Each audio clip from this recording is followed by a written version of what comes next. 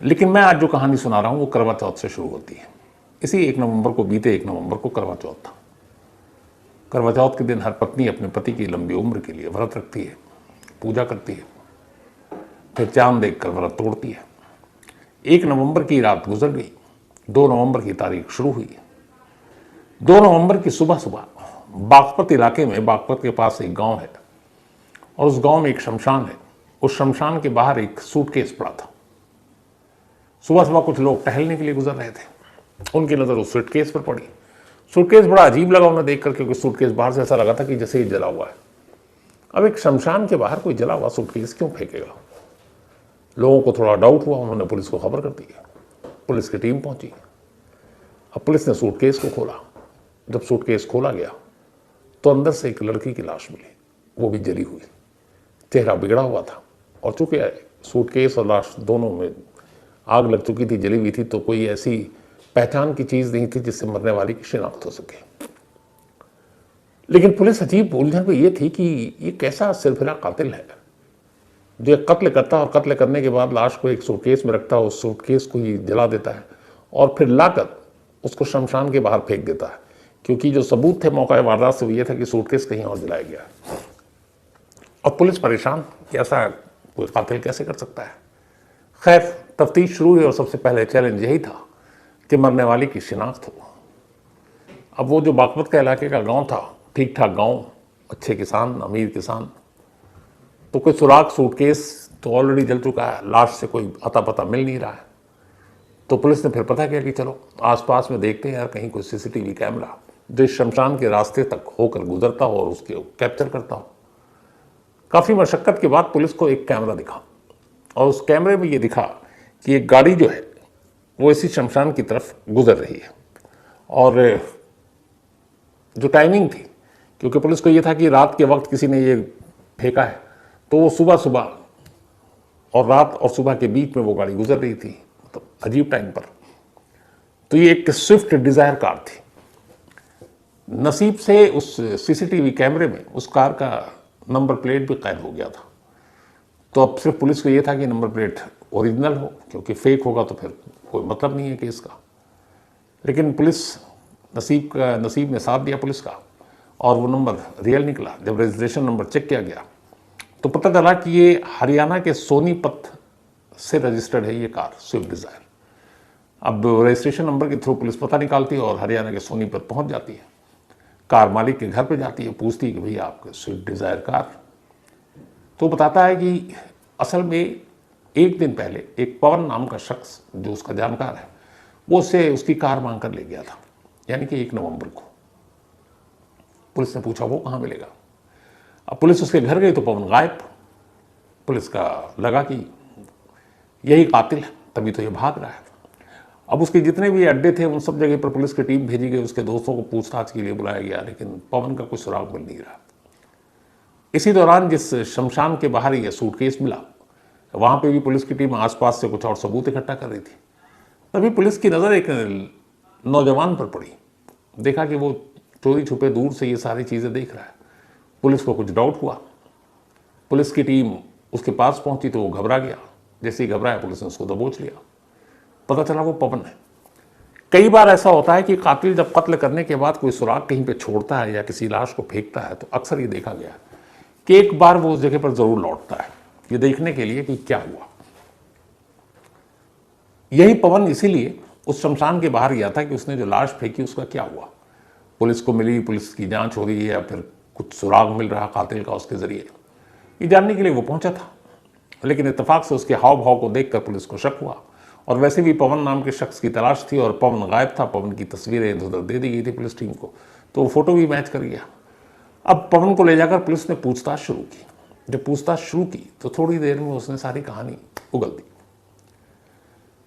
कहानी ये थी कि नोएडा में एक फैमिली रहा करता है। इस परिवार में विवेक चौहान और उसकी एक बहन मनीषा, दोनों भाई बहन। माँ बाप रहे नहीं इस दुनिया में और नोएडा में इनकी अच्छी खासी प्रॉपर्टी, जमीन, प्लॉट। भाई की शादी हो चुकी थी, यानी कि विवेक की। मनीषा की भी शादी नहीं हुई थी, तो वो पढ़ाई कर रही थी। दोनों भाई बहन सब ठीक थे, खुश थे।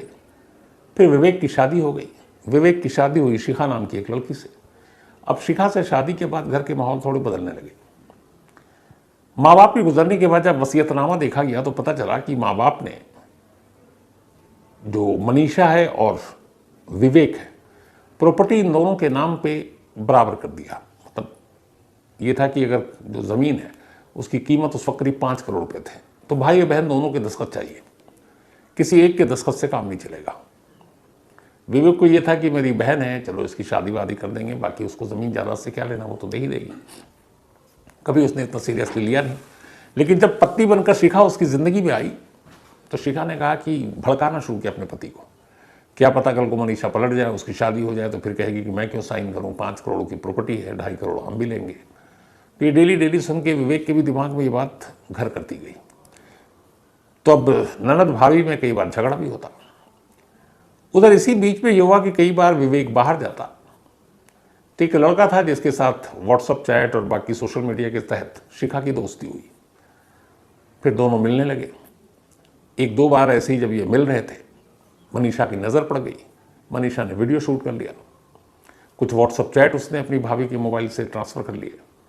वो जो लड़का था वो कोई और नहीं, पवन था। पवन के साथ विवेक की पत्नी के रिलेशन थे और ये बात मनीषा को पता थी। तो जैसे ये बात पता चली तो शिखा घबरा गई। उसे लगा कि अगर इसने कहीं विवेक को बता दिया तो वो उससे डिवोर्स न दे दे, फिर सारी चीज़ें बेकार हो जाएंगी। उधर ये भी था कि मनीषा साइन तो कर नहीं रही है। तब उसने एक तीर से 2 शिकार करने का फैसला किया। उसने अपने पति को खूब भड़काया कि देखो मनीषा जो है वो साइन नहीं करेगी, मुझे पता चला है, और एक काम ऐसा क्यों नहीं करते कि अगर मनीषा को ही रास्ते से हटा देंगे तो सारी प्रॉपर्टी अपने नाम है और तो कोई बचेगा नहीं। अब पता नहीं वो कैसा भाई था विवेक, इस लालच में आ गया पत्नी की बात पर। उसने कहा ठीक है, लेकिन उसने कहा कि ये काम होगा कैसे। तब फिर शिखा ने कहा कि मैं एक लड़के को जानती हूँ और वो इसमें हमारी मदद करेगा। फिर उसने उससे मिलाया और वो पवन था जो शिखा का बॉयफ्रेंड। अब इसके बाद कई मीटिंग हुई, डिसाइड हुआ कैसे मारना है, क्या करना है। फिर तारीख तय हुई 1 नवंबर, करवा चौथ का दिन। शिखा ने अपने पति की लंबी उम्र के लिए व्रत रखा था। करवा चौथ रात को व्रत तोड़ने के बाद घर में खाना वाना बना था, तो उसने पवन को भी घर पे बुला लिया। दोनों भाई बहन, मतलब पति पत्नी ने। पवन भी आया, मनीषा भी घर पे थी। इन लोगों ने खाना खाया। इत्तेफाक से मनीषा के खाने में इन लोगों ने कुछ नशीली चीज़ मिला दी। खाना खाते ही मनीषा बेहोश हो गई। जब बेहोश हुई तो भाई, भाभी और पवन ने मिलकर उसका गला दबाया, उसे मार डाला। मारने के बाद अब लाश को एक बड़े से सूटकेस में डाला। सूटकेस में डालने के बाद उन्होंने पवन से पहले गाड़ी मंगा ली थी, वो अपने एक साथी से लेकर आया था। स्विफ्ट डिज़ायर गाड़ी में उस लाश को डाली। अब उनको ये था कि नोएडा के आसपास फेंकेंगे तो ये लाश की शिनाख्त हो जाएगी, तो पुलिस उन तक पहुंच जाएगी। तो इतनी दूर फेंको कि पहचान ना पाए, और ऐसे फेंको कि कोई चेहरा भी ना पहचान पाए। तो इसके बाद ये नोएडा से निकलते हैं और एक कार में लाश रखकर बागपत तक पहुंच जाते हैं। बागपत जब पहुंच रहे हैं, रात को इधर उधर भटक रहे, लाश कहाँ फेंके, तभी इन्होंने देखा कि गाँव के बाहर एक सुनसान शमशान। उन्हें लगा आसपास दूर दूर तक कोई नहीं, क्योंकि शमशान वैसे भी बस्तियों से दूर होता है।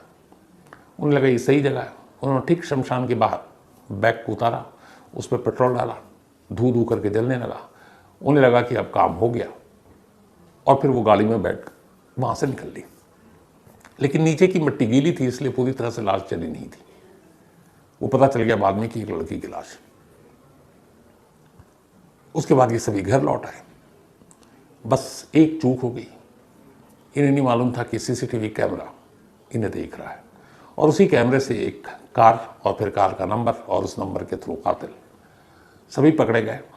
करवा चौथ के दिन एक भाई अपनी बहन का कत्ल करता है, अपनी ही पत्नी और एक पत्नी के आशिक के साथ मिलकर। सोचिए क्या त्यौहार, कैसा दिन और कैसा खून। इसीलिए बार बार कहता हूँ, रिश्ते और रिश्तों का खून कुछ बचा नहीं है। तो ये थी कहानी।